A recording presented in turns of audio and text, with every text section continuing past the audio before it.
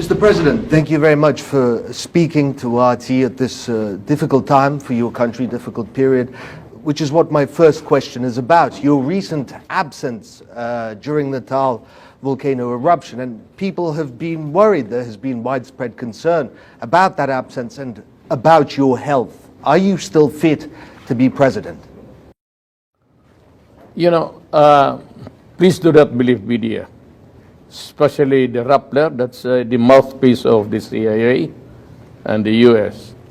I was there before they made the announcement that they did not go. I was there 2 days earlier. Then I went home to Davao to rest. When I came back last night, I went directly again to the evacuation areas. So do not believe that kind of garbage being dished out by Rappler, which is an American CIA-funded news agency, and which has been, well, they have not paid their taxes, and we are questioning them because media must be 100% owned by the country, the Philippines. We found out there are a lot of, for one, it's owned by the Americans.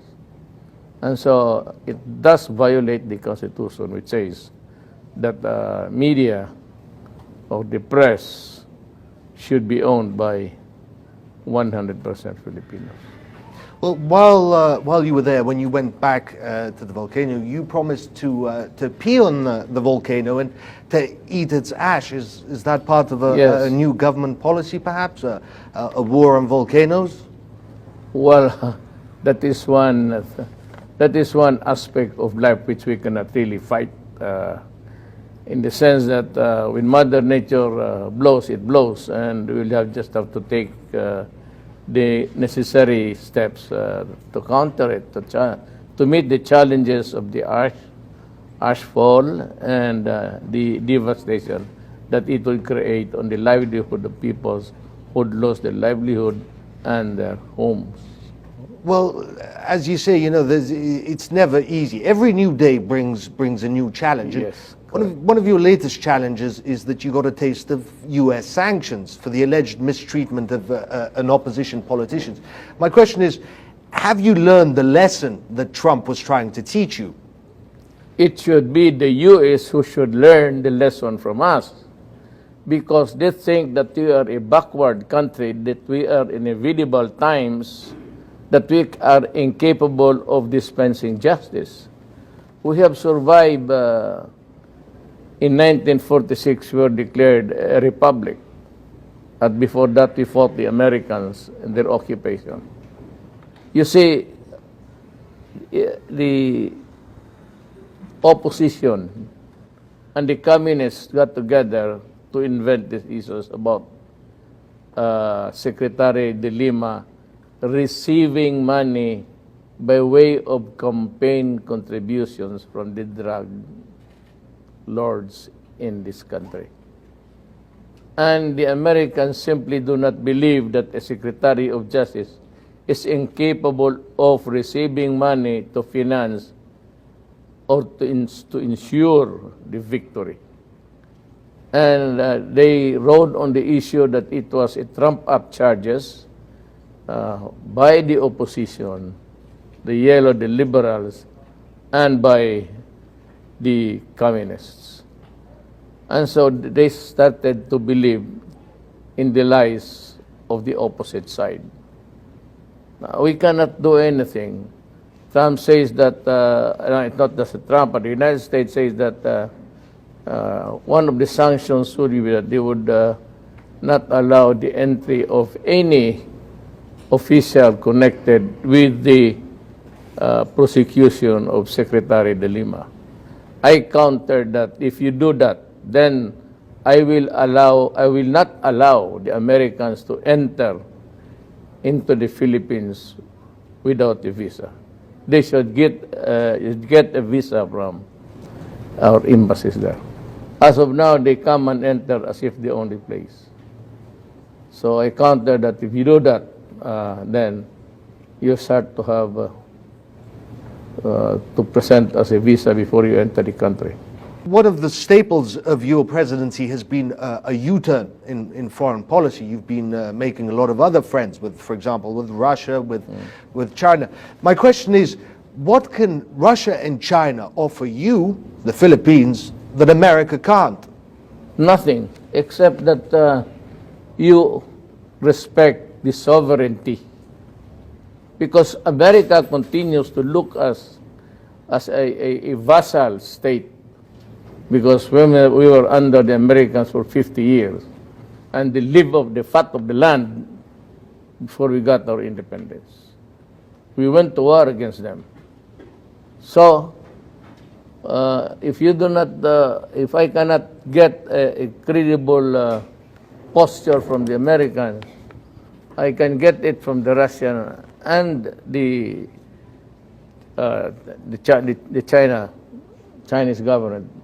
It's because they respect the sovereignty of the country, which America is totally lacking. It's not only the Philippines, but over the world, they do not respect sovereignty of government. Well, in recent years, you've pointedly been shopping for example, Russian weapons. Yes. Most recently, the joint Indian-Russian cruise missile. Yes. But you never got your credit card out. You never did. The question is, why? What are you waiting for? We had to do. We had our priorities. I was buying for 12 cargo helicopters. And, you know, we are not a rich country. However, we program the funds of government, how to budget it, there's always not enough to go around with. So, I'm sure that we will have to make the down payments and be prompt in our, you know, just because Russia is a friend, doesn't follow that we do not, you know, we abscond or we do not pay our debts. So it's still money, and we're really short of it, actually. We're not that rich. But we have placed the orders now. 12 military helicopters, cargo choppers. How far do you think trade and cooperation, friendship between Russia and the Philippines can realistically go? After all, there is 8,000 kilometers separating Moscow and Manila. What do you want from this relationship? Is it nuclear energy, or mining, or something else? I'm sure Russia could come here and look for viable businesses that can help Russia, your country. And we do not consider the distance as a limit in our friendship, in our desire to be a partner of Russia and the rest of the Eastern countries in trade and commerce. We do not think that the distance is on the minus side. It's a plus side, and nothing can really be a hindrance if you really want to do it with another country. Well, one country that's been getting very close to the Philippines is China. Physically, Yes. it has been getting very close because, unlike, say, for example, Vietnam, which has been very vocal in its opposition to China's South China Sea claims, you and the Philippines, they haven't been as vocal in their opposition. Why is that? Because, you know, the other side really wants to do a more aggressive stance. And I cannot afford to do it. I cannot afford a stand where I would be drumming my war drums because we cannot afford it. It would annihilate the Philippines. And so that is a very dangerous. Spratly Island is near our islands, Very close. our provincial islands. the local government of the Philippines is near them.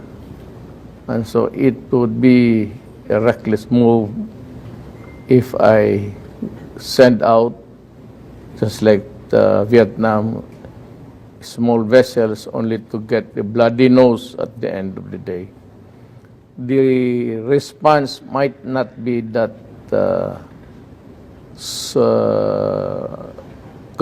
contained if I get to move because of the so many American ships here.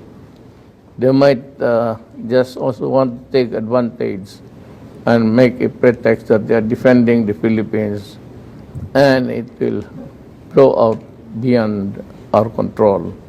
And I said, a war with China at this time is of no use to us. We might as well just be friendly, do some, improve our trade and commerce, and let time heal its.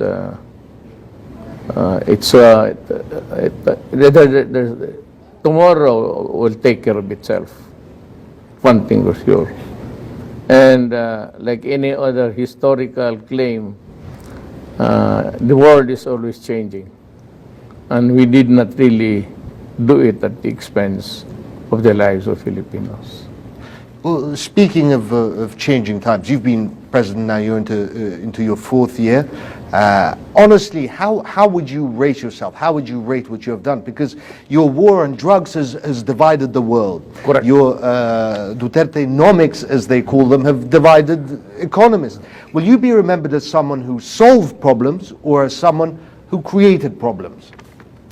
Well, no need to remember me in the future. But let me say it here and now, that drugs can destroy uncontrolled drugs in a country will destroy itself. And I've told everybody that if you destroy my country, like the Philippines with drugs, I will kill you. There's no quarrel about that. I will kill you. And about economics is I'm veering towards so many. I'd like to open new fronts with Russia, with China. We have increase in trade and commerce. It's robust. And maybe if I could start trading with Russia, it would be good. It would be not fine. I mean, America is not the Philippines, and the Philippines is not America. It ain't that way anymore. And I refuse to dovetail other American foreign policy. They were always antagonizing the Chinese, and so did the Philippines.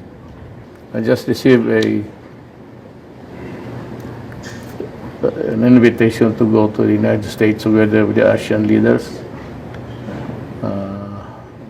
I haven't been to the States. I was invited by Obama. Will you go? No. No. Didn't you say you wanted to make friends? Yeah, but one time when I was being criticized by Obama in a press conference, he should have realized that I was also a head of sovereign state. But he should have criticized me in the proper venue. Should have brought the case to the United Nations rather than castigate a president of another country on a press con. So I got mad. But I would never do it to Trump because he's a very nice person. Actually, Trump is a nice person. It's just his style of doing things. But Trump does not. I do not believe that he really wants to go to war. Maybe he wants to teach some leaders also. How can the Philippines stay on the path that you set without your passion and without your unique style? Frankly, I cannot answer the question, and I cannot even who's going to succeed me. It would greatly depend on the people now, either in the opposition or with me in my administration, to really think hard about it. But if we are improving economically, if we have reduced crime to 47%, we have lowered the drug-related crimes here, it would mean a lot. I would gladly say that no country can progress without law and order. No country, no city. That is in my experience. Lastly, if I may, why do you think people have allowed you to do and say what you have done and said? Why is it that sometimes you've done things that they don't want, and yet still they support you? Well, because people are used to, human beings are animals of habit. When it's being done and done and done, repeatedly done, it's kind of it comes to them naturally and almost a second nature. But when they see things, when they see good things arising from a little discipline, if they say improvement or the things which are allowed but are prohibited, people should realize that it is in my generation, it is during my time that I should be doing things to protect, to make them easy. I fight the wars, and I want to end it now.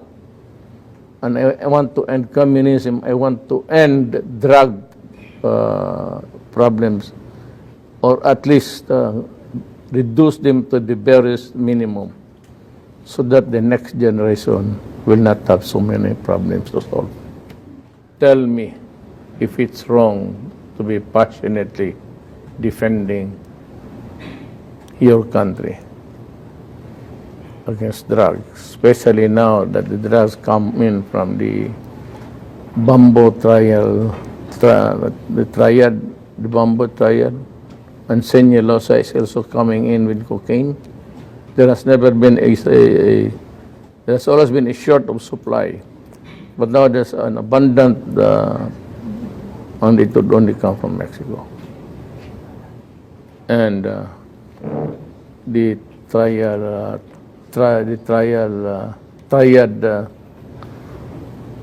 countries there in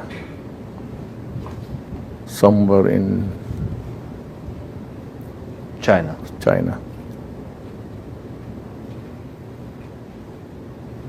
Well, it is not the policy of China.